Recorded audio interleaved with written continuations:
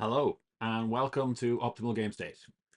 Today we are going to be talking about cancelled games or games that are no longer supported.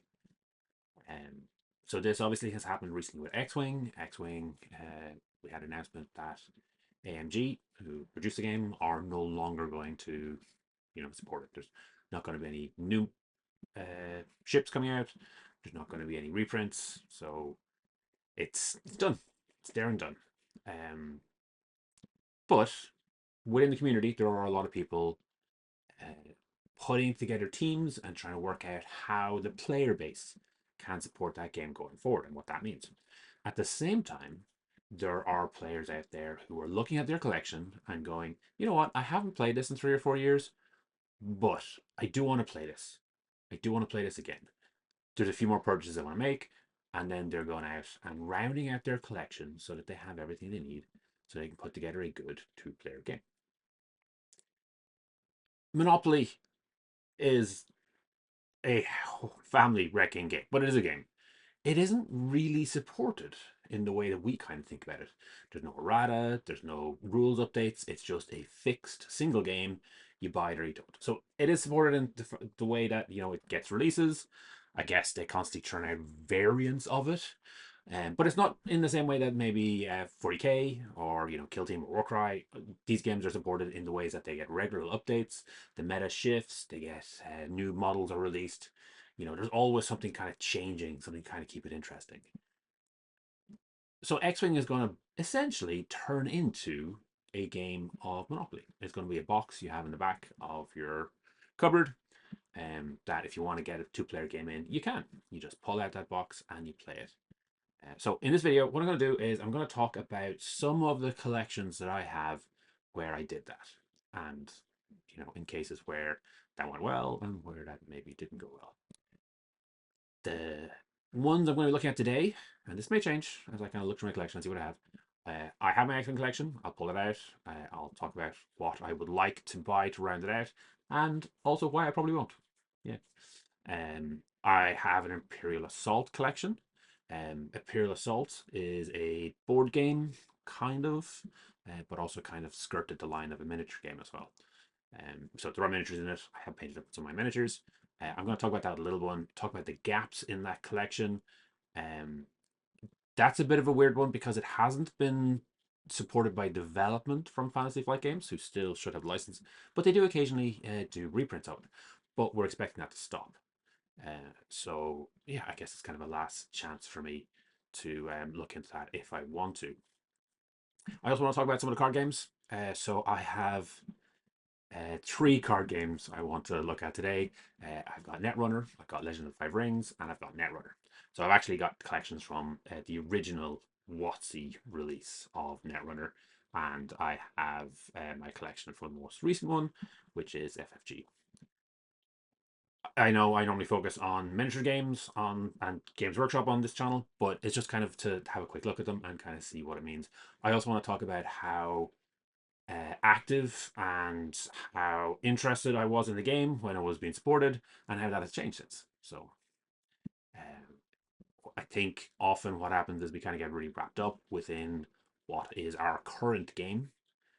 And when that goes away, it can be a bit of a shock. But really, a game is just a collection of rules and miniatures and dice and whatever else that we get together and then we play. That doesn't need to be supported. That doesn't need to be produced as long as you've got your collection and you're good to go. All right, so I'm going to ramble for a bit. This is a bit of a kind of a nostalgia trip for me. So please bear with me and we'll look at some of the games I have. So the first game I want to look at here is Legend of the Five Rings, which was a collectible card game. This was the most recent expansion for it, which brought in some solo play, which is kind of cool. But unfortunately, at that point, it was kind of too late. The game had already died a death, and basically by the time this came out, the announcement that it was no longer being supported was already there. Now, part of this was around COVID, but I think honestly the company made more than a few mistakes. I have an extensive collection. I have a complete collection of Legend of the Five Rings. It mostly is in this format. So these are big A4 binders.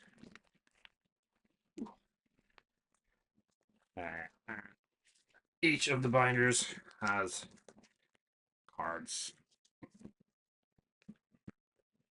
So they are ordered by release, I think, to make it a little bit easier to find them, as long as I know where they're from. This was a game I played once a week, every week, for as long as it was out, basically. I have an extensive collection of promos, which were incredibly, well, are incredibly hard to get your hands on. A lot of this wasn't due to me competing or being good. It was mostly due to I did a lot of judging. I helped run a bunch of tournaments. So for those, I got some of these fancy cards. Many of them I gave away. So it was there. Now, this kind of legacy idea. I do have decks.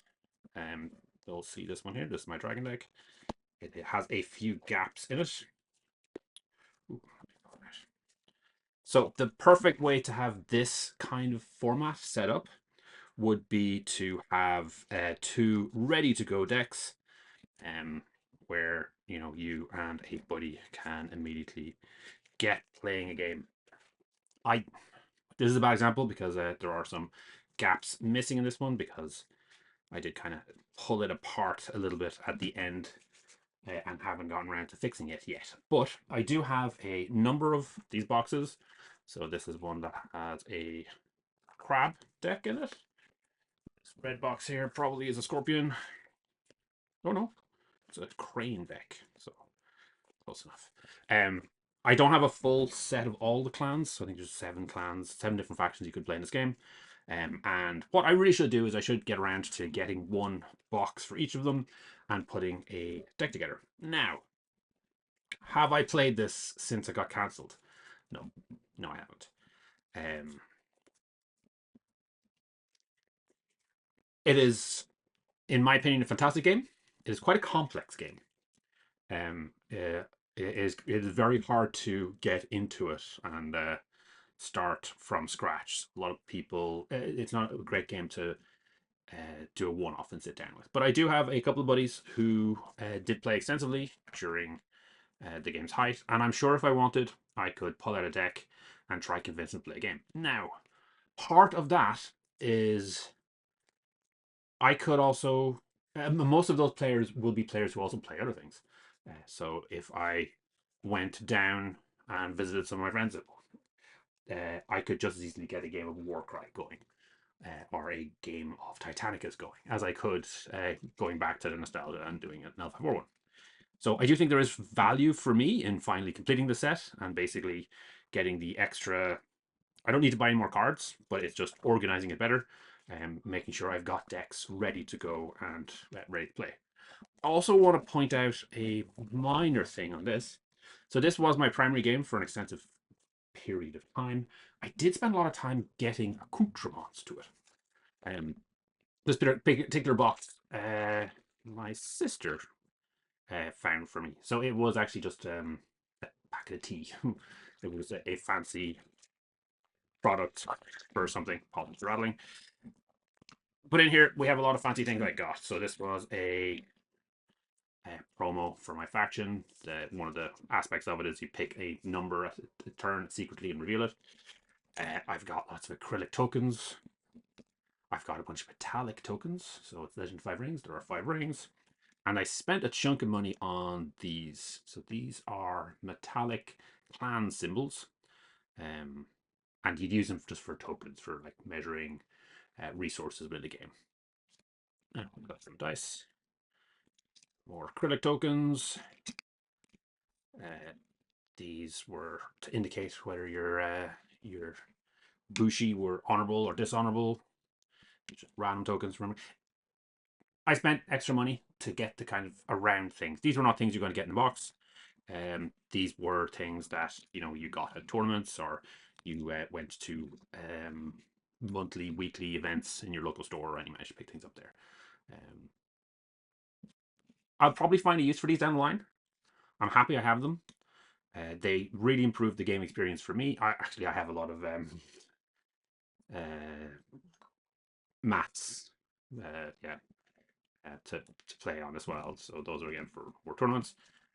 So that's just a way in which in this particular game I did put the extra effort in. I did spend the extra little bit of money beyond getting the product, beyond actually getting the raw cards, and moving out to try improve the experience for myself and for my opponent, I guess. So yeah, okay. So in this case, I got the complete collection. I don't have it ready to play, but I'm close to. I just need to sort out these decks and put the extra cards that are sitting in here into other things. And it'll be in like a in the box kind of experience if I want to play it. It was something I played a lot because of the high mental load in actually playing the game. It's unlikely I'd be able to introduce it to someone fresh or brand new or teach someone. So there's a kind of limited number of people that I could play this with. I'm probably not going to play this again. I will get round at some point to finishing off the decks, so I have them ready to go. But this is more of a kind of a nostalgia thing for me. I really enjoyed this particular game, and I'm happy to retain it, and I'm happy to have it. Okay, this one here is one half of my original Netrunner collection. So you can see here, I do have a deck. There is a deck in here that is assembled, and I have played it since, but I'll talk about that later. So this is a. Ooh, hold on. Some more fun stuff in here. Just double check what this bit at the end is. So those are from the WoW card game. Oh, okay. So that is my wife's priest deck. Okay, yeah. So we played that. That was a lot of fun. That is also a good time. I do not have anything else beyond this here though. So this is going to continue on. So those are some of the boxes. These are the old rules. So for context, when was this printed? It does not say. But this was by Richard Garfield. 1996. So yeah, there's some context. Um, this is the runner side. So these are the ones with the greenbacks. It's got this lovely silver border. Um, this was a wild game. So mechanically, it had a lot of fantastic things going for it, and that we'll look at in a second. But this game is kind of trash on the on the basis that it was designed in the same way original Magic the Gathering was designed. And I'm not sure if you've heard Richard Garfield talking about this, but he never expected people to go out and buy complete collections. The idea was you'd go down to your local game store, you'd buy your starter, you'd get a couple of cards, and then you'd play with what you have. This particular version of it does not have any card limits. You can play as many of these cards in your deck as you want. So when you've got a limited pool, and to a certain extent, this is a limited pool here. I only have these cards. I don't have a bazillion of everything. When you've got a limited pool, it kind of makes sense. But when players started kind of spending money to get serious in it, the game just kind of fell apart. Right. So let's put this one to the side, and instead we're going to pull out. I do think this is part. I think there is more somewhere. I think there's another folder that I'm not quite sure where it is. Sneaks into dust on it. This has not been looked at in a while. This is my Netrunner version for that came from FFG. This is a fantastic game, and I do recommend it to anyone who's interested. I do not have decks made up for this, which is kind of bad. It is an asynchronous game in that it is you have one side plays the runner, the other side plays corporation. It had problems with tournament play because you ended up having to play those two games, and then if you're even on that, maybe a tiebreaker. And obviously, if the corp or the runner was preferred in the matchup, that kind of whoever won that role made that decision. Had an advantage. I don't have a full collection of this.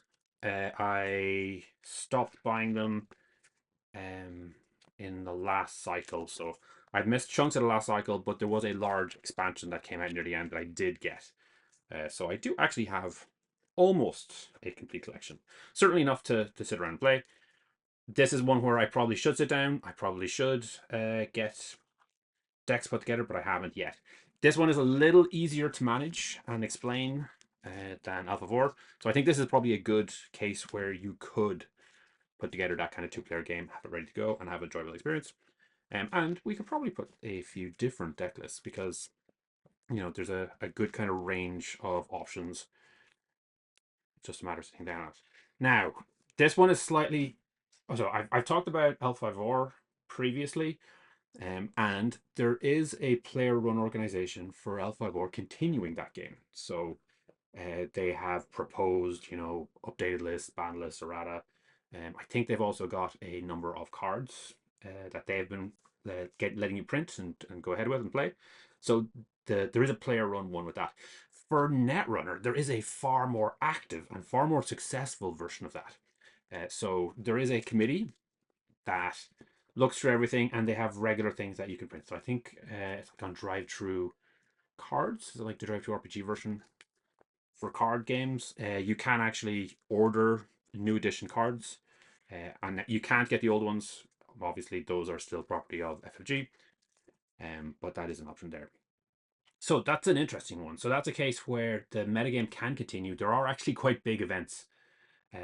Tournaments are being played. There is a community out there, and if you wanted to keep playing this game, and remember this is kind of an analogy for everything else, you could. As long as you've got a community out there who's willing to put the effort in, it is possible to do it. And Blood Bowl is a fantastic example of this. With Blood Bowl, GW stopped production, stopped supporting it, and the players just kept playing. And the players, and I think part of this was there was a little bit of help from Jervis Johnson, who did kind of put out that living rulebook, as far as I'm aware, and then let the fan base kind of work from there. But the point is, the players kept the game alive, worked with the game, and were able to keep that going. So again, in this case, I've got a collection. Obviously, there's a certain nostalgia to it, and not as much as the original one because this is actually a fantastic game. The Netrunner I have played with my wife, just as an example, and she doesn't really like it. Sorry, Alpha 4. I played with my wife. She doesn't really like it. She finds it a little bit too tricky to kind of understand the ebb and flow of it. So that's not because she's not capable of. She's a very smart woman. She's just not particularly interested in.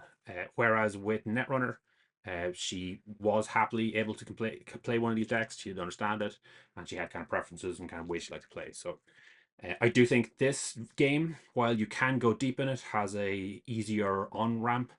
So I think it is something that with a nice two-player deck, you could actually get an interesting game going. Right, that was Netrunner.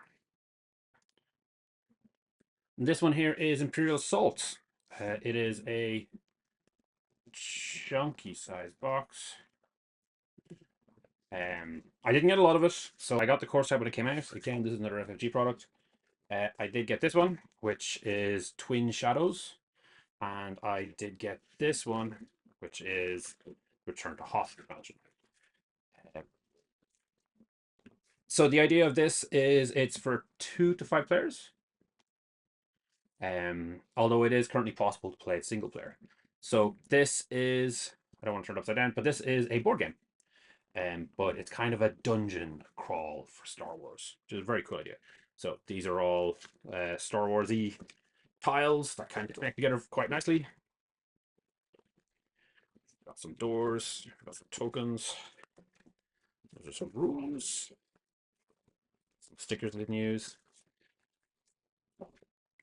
Okay, so, and the thing about it is you could buy these little kind of packs, these little expansions that would add more to it. And this kept going and going and going. And then there's more of those big boxes kind of floating around as well, which I do not have. So let's have a look in here. So I did add a bit of an organizer. Tons of cards and tokens. That's kind of similar for any FFG game. Tank. It's ATST. Okay. Bunch of heroes. Haven't got around to painting them. Bunch of bad guys. Many of which I did get around to painting.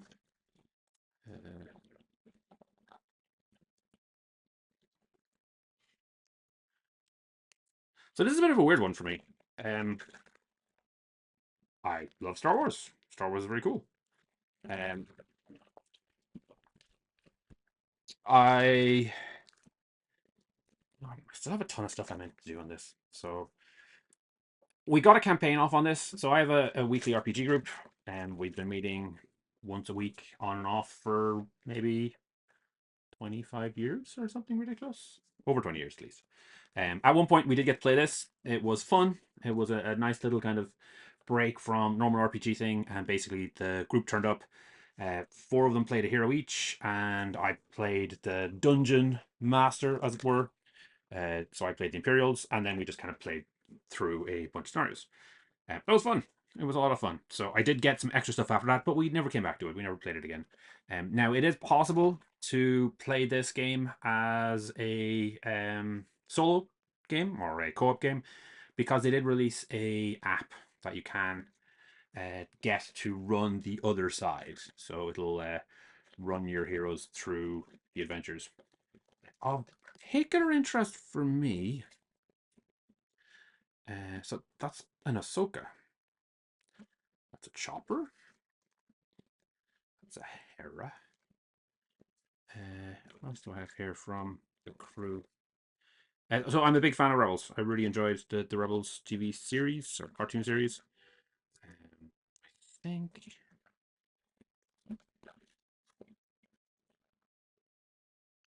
I think Sabine should be in here somewhere, but I'm not seeing her. That's a Luke. For whatever reason, I just didn't paint the heroes. I never got around to doing the good guys. That might have been just because I was playing the bad guys at the time, so it was a lot more fun to do that. More bad guys. All right. Point. This is ready to go. As soon as I, feel the need or want to do a little bit more Star Wars, I can. I have been haunting Amazon and eBay every so often to see if I could find good prices to get a few more of the heroes. This frustrates me a little because Fantasy Flight released this, and then they went ahead and they did Legion, which was a slightly different scale. And now they've got Shatterpoint, which is a different scale again. So, if Legion had been the same scale as this, I would have kept buying it. Because, well, I would have liked to kind of round out this set rather than starting from scratch again. This does provide me with RPG tokens if we ever get around to playing an RPG in Star Wars, which is something we haven't done before. So that's not something that's completely crazy, although it's not often that we actually use miniatures for it. But as a kind of, it always kind of sits in the back of my head as an RPG player that having a collection of Star Wars miniatures is cool. We've also recently talked about Stargrave. This is a Stargrave campaign right here. This is perfect for Stargrave. You get to pick who you're facing against and what you're doing. So you're drawing kind of analogies onto what exactly a stormtrooper is in the system. It's probably just going to be a like heavily armored guy with a what do they call it? With some sort of rifle. It all makes sense. So this is something that I could do. I do constantly mean to get round to finishing off these and painting them out. And as I said, it is something that I am looking at actively to kind of round out the thing. Will I play this? Maybe. It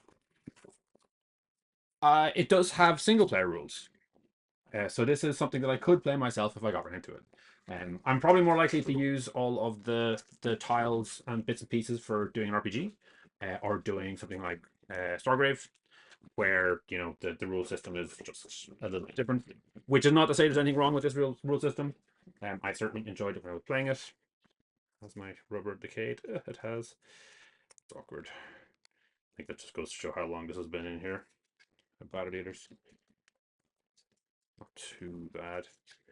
Right, I'll have to fix that off camera. So will I play this again? Yeah, I think I will.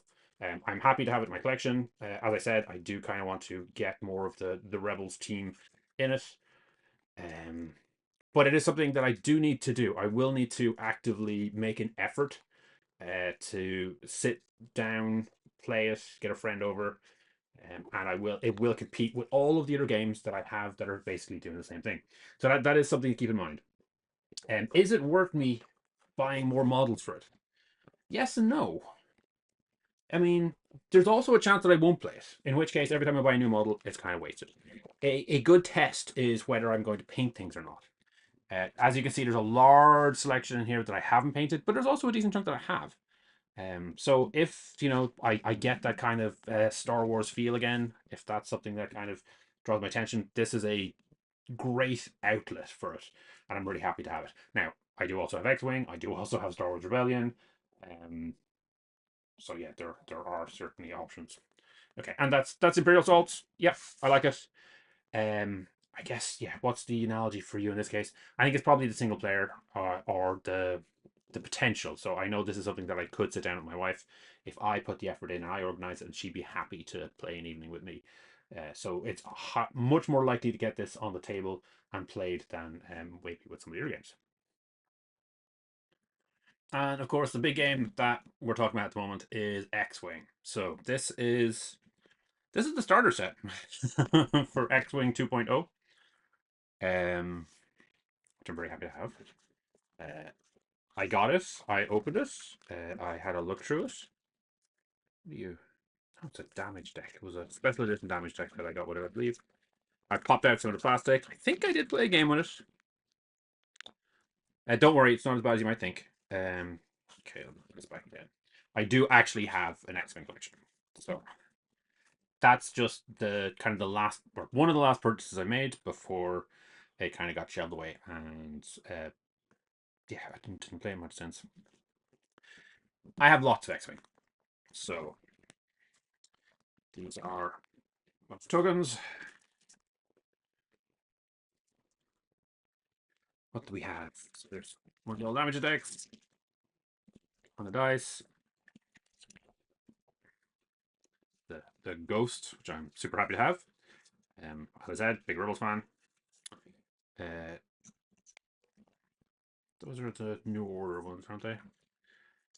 My personal preference was playing Imperials, and I like playing the elite fighters. So yeah, it was all about maneuverability, which I'm terrible at, and yeah. So the triple, I can't remember what these are called. I even went so far as to dig down here. I don't want to slide it out, but at the bottom you can see that I've got a specially made tray, and I've got some special acrylic maneuver dials.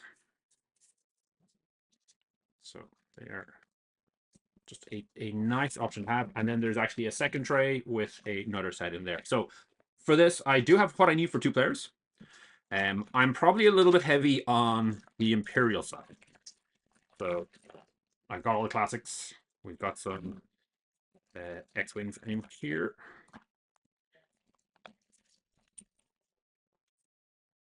Arc.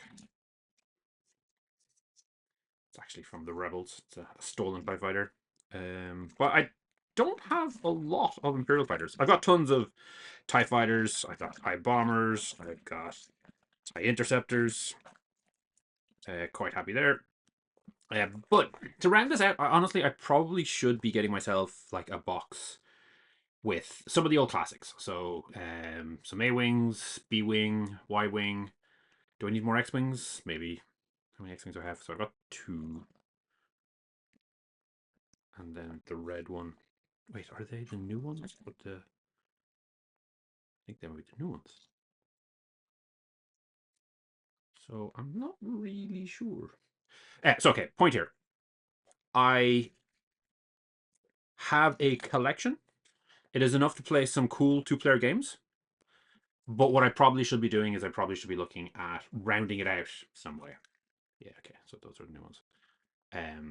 Because when I was playing this, I was playing it to build out my empire, my imperial forces, and kind of neglected somewhat my rebel. Now I'm not going to be looking at expanding out my scum. Kind of nice to have them. but I don't necessarily feel a need to do it. But I think if I could round it out into a nice two-player version of it with tons of options. So I mean, obviously, I've got enough here to build two-player lists and have a good time. That's not in doubt. But just for a little bit more variety and options. I did actually mention this to my wife recently, and I was like, "How come we stop playing this?" And she was like, "Oh yeah, I kept beating you all the time, and I felt bad because you suck so bad at it." Which, on one hand, is a good thing. It means she enjoyed the game and would be very happy to play it again. I just need to get better. So yeah, I mean, this is an interesting one. It's obviously a fantastic game. Um, it is a real shame that AMG are letting it go. It's not going to come out again, and we're not getting a restock. So basically, what's out there right now is what's out there right now. Now, okay, I forgot. I have my sin to display. Critics on that. The second edition came out, and we had conversion packs. So I got a conversion pack for the Rebel Alliance, and I got a conversion pack for the Galactic Empire. Still in wrap. I never opened it. I haven't done anything with this at all. So one of the things I would need to do is I would need to go through and uh, press out all of the tokens and get them. I gather a lot of right now there is work going on to see what the community can do around getting a environment for it. This one's a little bit weirder. So with the card games, one of the nice things about it was you could print out proxies and go with it, but you're going to need the models for this. So let's see what we have here. So I probably should get some more models. So type Punisher, Striker. I don't think I have those. I do have a Decimator. Type Phantom. I don't have a Phantom. I do have Interceptors. I do have TIE Fighters. I do have Defenders. I do have. I do have Bombers. I don't have Aggressors. Don't have a TIE Advanced. Do have the Inquisitor TIE. Don't have a Lambda Class Shuttle. And don't have the Alpha. So there are probably some things in there that I could get. Getting a shuttle might be nice. The Phantom could be fun. As I said, the Rebel side is more of a concern. So A-Wing I don't have. As a Tuck air gunship, I think I can skip. Don't have B-Wings. E-Wing I think I can skip. Do have Ghost. Don't have a Hawk. The Hawk's an interesting one.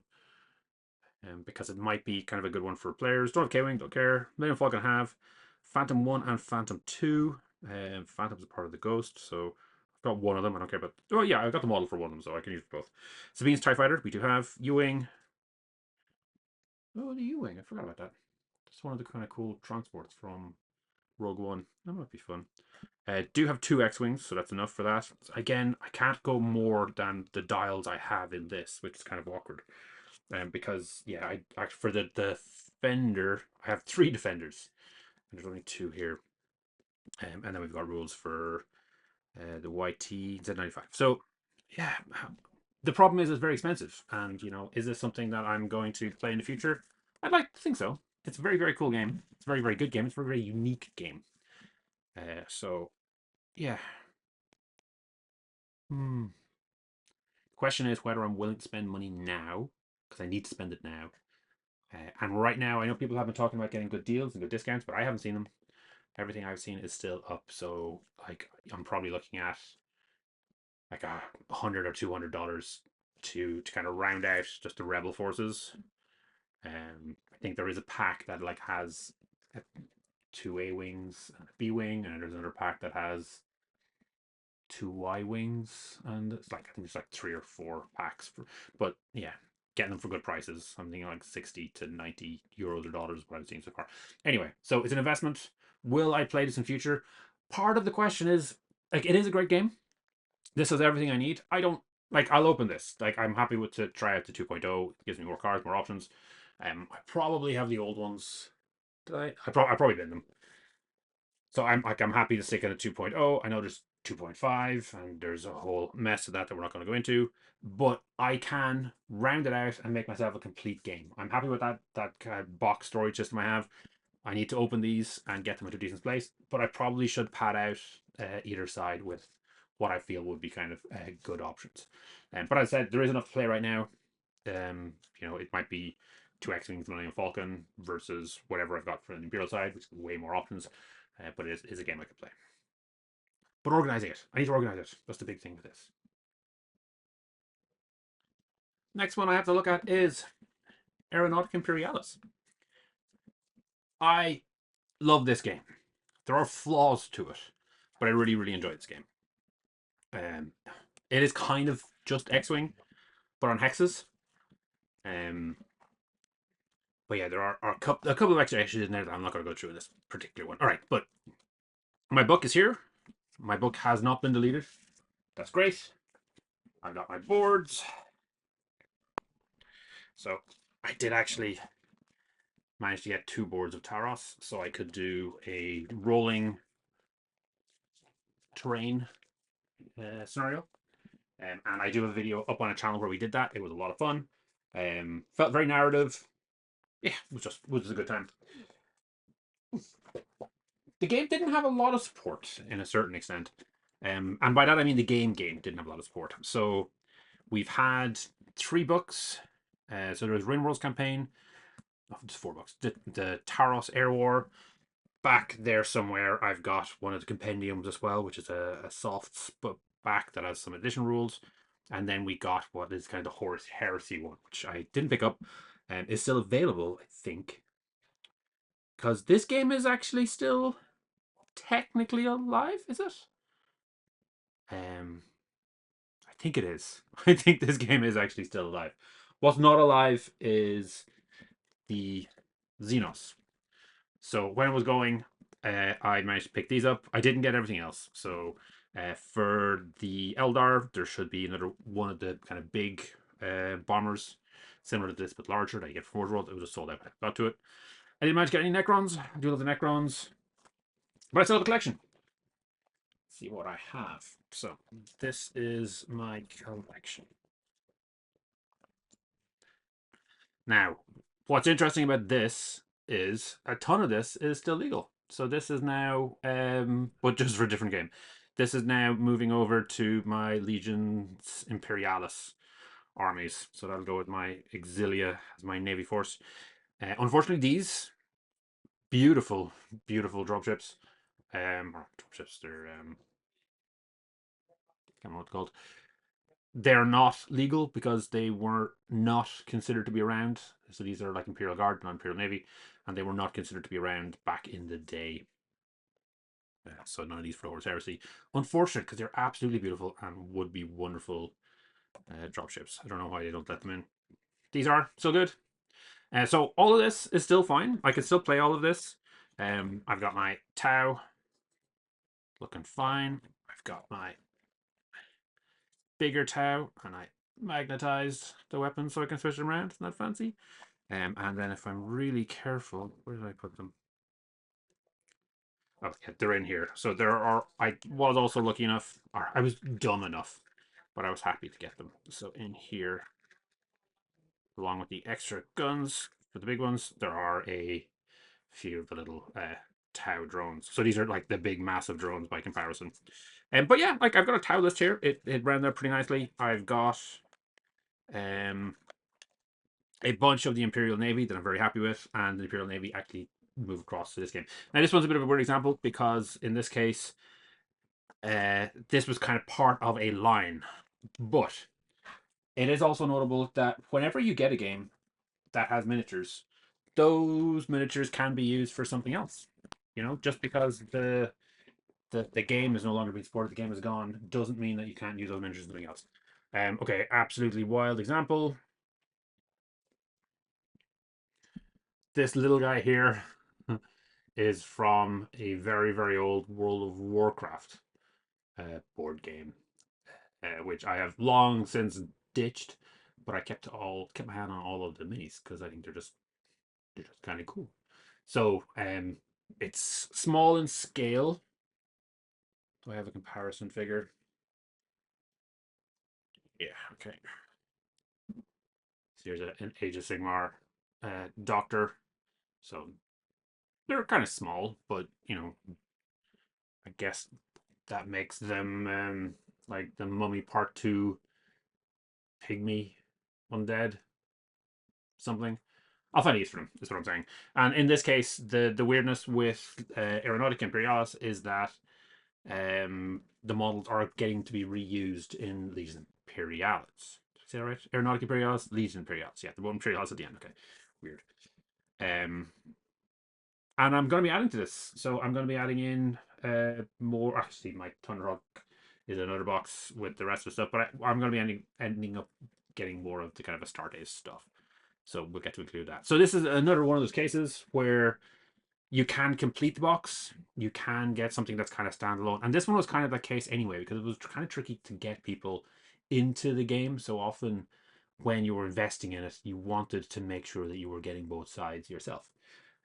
So that's something to think about when you're starting into a game, as well as when you're kind of finishing up in the game, as it were. Because eventually support for a game will end. We like to think that stuff like the bigger games are evergreen, but spoiler, this book is not legal anymore. All of this stuff is gone. So, you know, you got to kind of keep that in mind. And there are miniatures from back in the day. We always kind of had that belief that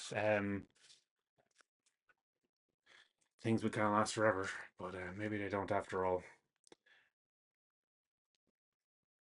So yeah, those Space Marine models from back in the day, not as good anymore compared to Primaris.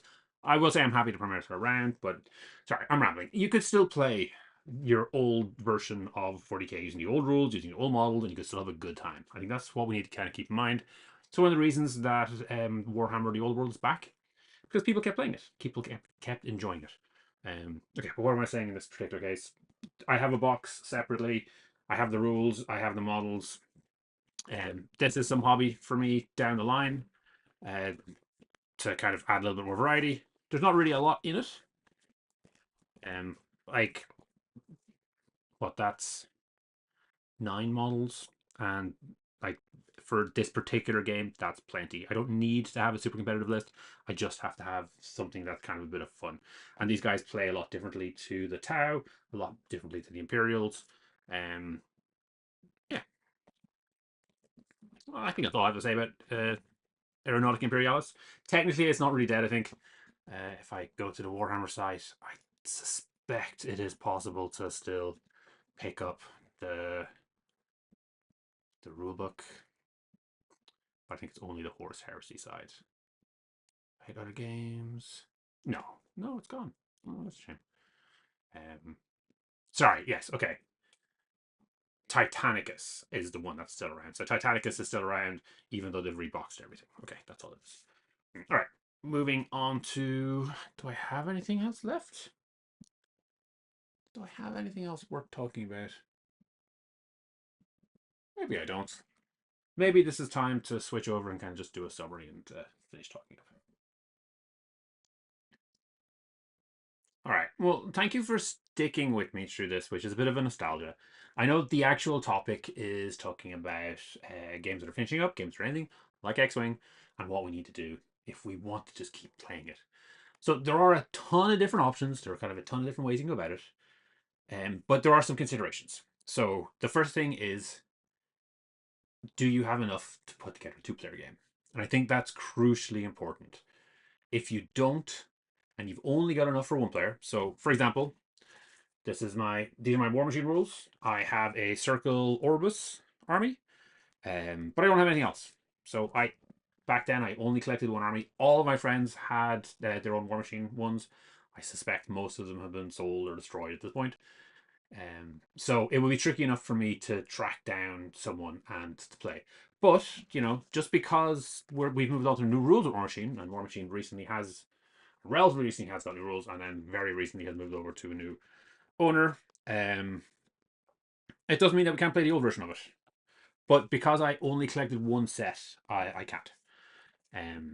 The other consideration, though, is time. Time and effort. And I guess to an extent, who you're going to be playing against. Maybe we should talk about that first. If your primary way of playing is to go into a store and play with people there, then you kind of do need to um, stay current, play whatever the current games is, especially if you've got a lot of people cycling in and out. It's just whoever's available in the store. Now, you can pitch a game to someone. You can go into a store and go, look, I've got 2 armies here. I would like to play this game of War Machine. Are you interested? And they'll say yes or no. You know, but because you're providing everything, that game is good to go. And it doesn't matter how many editions down the line we go. It doesn't matter, what meta happens or things like that. You can play it however you want to play it. So when we're talking about X-Wing specifically, think about what you have, and consider who you play against. If you're playing against people who are only interested in playing current metagames, and then what you'll need to do is you need to look at the player run organization, which will eventually come out. It doesn't happen for every game, but we've seen it happen for some of the card games. We have seen it happen for Blood Bowl, and it does look like we're going to see it happen for X-Wing as well. And then you'll kind of need to see if you can, and as a secondary thing, also see if you can get a full 2-player set going yourself. So if someone doesn't have models, and the models may not be available soon enough, so with kind of a limited supply to get through, and we might see 3D printed versions down the line, but that'll be another trick for the future. So yeah, in the short term, can you get a 2-player game together? Who are you going to play against? Are you going to have time to play it? I have gone through a bunch of different games here. If I played all of those this week, that would be a very busy week. If I play all those this month, that's most of my weekends gone. And then there's all the current stuff, and then there's all the hobby you want to get to. And if you're like me, you've got a YouTube channel, you do need to record things every so often. That does take a little bit of time. And then there's kind of general stuff that you should be doing around the house. I pulled out all of those boxes to have a look at this for these video, and I haven't put them back yet. So I am going to have to spend a good chunk of this evening tidying up this room and this house, to kind of get things back to where they should. As another consideration, this is my Slaves to Darkness battle tome, and it's about to become illegal. It's about to go out. That said, my primary opponent is my brother. I don't go down to the store to play this. It's normally just something I play on Christmas. We could happily stick with the current edition. I'll look at the new edition when it comes out, and I'll kind of evaluate and see if there is actual value in it. But we could just keep playing the rules we have with the battle tomes we have and the models we have, and as long as we're having a good time, that really is all that matters. And we can kind of capture that in a kind of closed box system. It does mean if anyone else wants to come join us or play against us, they will need to work out what their old rules were, or we will need to update our rules to whatever the current version is.